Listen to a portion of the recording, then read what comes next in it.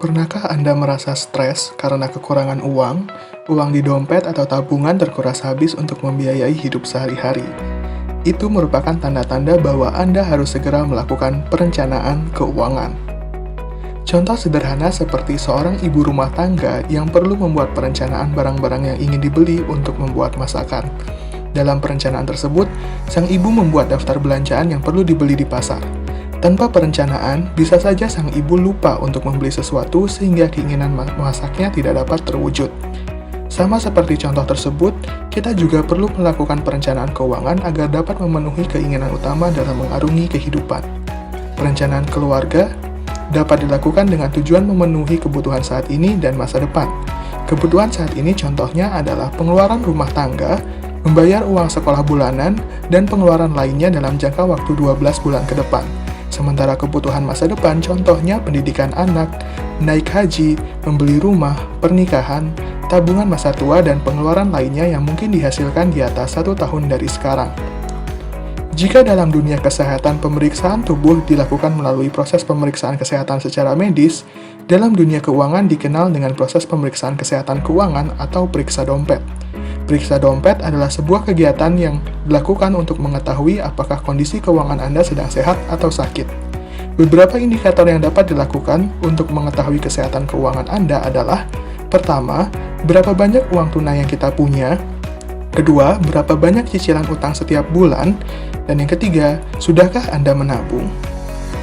Jadi sekarang, mari kita mulai melakukan perencanaan keuangan di tingkat keluarga dengan mengenal kondisi keuangan kita.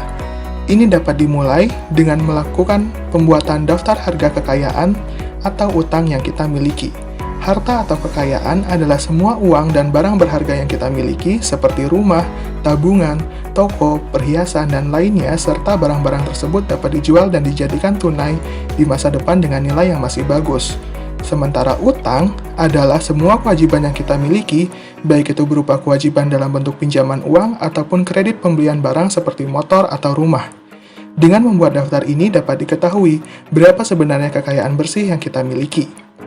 Kedua, yaitu membuat catatan penghasilan dan pengeluaran. Hal ini berguna untuk memastikan berapa banyak uang yang masuk dan keluar setiap bulannya di keluarga. Penghasilan dapat diisi dengan jumlah gaji atau upah yang didapat dalam sebulan, sementara pengeluaran dapat diisi dengan jenis-jenis pengeluaran rutin maupun insidentil dan nominalnya yang dikeluarkan dalam sebulan. Ketiga, kita akan melihat perbandingan isi dompet. Kita dapat membandingkan kesehatan keuangan keluarga dengan menilai 3 hal. Pertama, perbandingan jumlah uang tunai yang didapat dengan pengeluaran rutin. Hasil perhitungan mencerminkan berapa lama uang tunai yang dimiliki mampu memenuhi kebutuhan keluarga. Contohnya 1 bulan, 2 bulan, dan sebagainya. Bila nilainya lebih dari 4 bulan, maka tergolong sehat.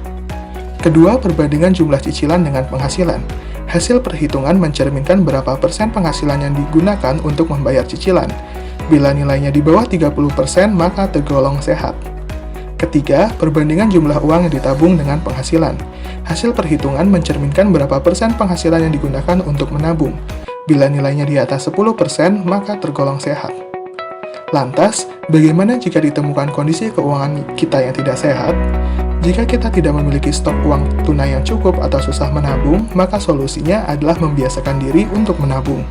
Jika kita ternyata baru menyadari telah terlilit banyak hutang, maka solusinya adalah meningkatkan pengendalian pengeluaran agar hutang tidak semakin membesar. Anggaran merupakan kunci sukses keuangan keluarga. Anggaran sendiri merupakan suatu rencana yang disusun untuk memenuhi seluruh kebutuhan pembayaran keluarga dan juga memenuhi rencana di masa depan. Ada 2 bagian besar dalam anggaran, yaitu pendapatan atau arus kas masuk dan pengeluaran atau arus kas keluar.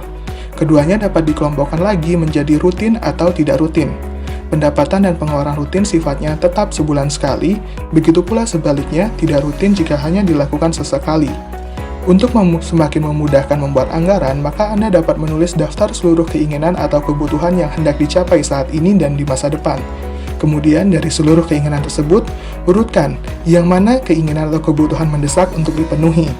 Hal itulah yang menjadi prioritas kita untuk dipenuhi dalam kehidupan. Contoh pembuatan anggaran yang ideal dapat mengacu pada beberapa persentase proporsi pengeluaran rumah tangga sebagai berikut. Namun ingat, Penghasilan setiap bulan sebaiknya tidak dihabiskan untuk konsumsi semata. Ingatlah di masa depan Anda juga masih membutuhkan uang untuk biaya hidup. Berikut merupakan contoh anggaran atau alokasi pengeluaran yang dapat diterapkan di skala rumah tangga. Pandemi COVID-19 saat ini telah menekan perekonomian secara luas yang berefek pada sulitnya ekonomi keluarga. Oleh karena itu, penting untuk mengetahui trik menambah penghasilan sehingga kebutuhan tetap dapat dipenuhi. Ada 4 cara yang dapat dilakukan, yaitu pertama, mencari pekerjaan sampingan. Pekerjaan sampingan yang dilakukan tentunya harus berasal dari permintaan yang meningkat saat pandemi COVID-19. Contohnya tutor belajar online, mendaftar sebagai ojek online, dan sebagainya. Tidak hanya itu, kita juga bisa mendapat tambahan penghasilan dengan berpartisipasi pada survei online, acara, dan sebagainya. Kedua, membangun usaha sampingan untuk skala rumah tangga. Usaha sampingan menjadi solusi primadona untuk menambah penghasilan di masa pandemi. Ada banyak jenis usaha yang dapat dieksplorasi lebih jauh, seperti makanan minuman, jasa desain grafis, dan sebagainya. Biasanya para ibu rumah tangga adalah orang yang menginisiasi pembentukan usaha sampingan di skala rumah tangga. Ketiga adalah instrumen investasi pada instrumen pendapatan tetap. Bagi sebagian orang mungkin masih awam terkait investasi, namun bagi masyarakat perkotaan, investasi sudah lazim digunakan. Kita dapat memulai langkah investasi pada instrumen yang menghasilkan pendapatan yang tetap, seperti deposito bank, obligasi, surat berharga negara, reksadana, dan sebagainya. Untuk mendapat pengetahuan lebih lanjut soal investasi pada instrumen pendapatan tetap, Anda dapat mengakses video dari YouTuber bernama Felicia Putri Ciasaka di link sebagai berikut. Yang keempat adalah perdagangan saham. Tingkatan investasi yang lebih kompleks dari instrumen pendapatan tetap adalah saham. Mengapa? Sebab kita memerlukan pengetahuan yang mumpuni terlebih dahulu sebelum terjun melakukan investasi pada perdagangan saham. Investasi saham memiliki potensi untung atau rugi yang lebih besar dibanding instrumen pendapatan tetap. Jika Anda ingin mengetahui lebih lanjut dasar-dasar investasi saham, Anda dapat mengakses video dari YouTuber bernama Felicia Putri Ciasaka di link sebagai berikut. Begitulah kiat-kiat melakukan perencanaan keuangan di tingkat keluarga pada masa pandemi COVID-19. Ingat bahwa uang merupakan sumber daya yang langka, maka perencanaan perlu dilakukan agar kita mendapatkan untung, bukan buntung.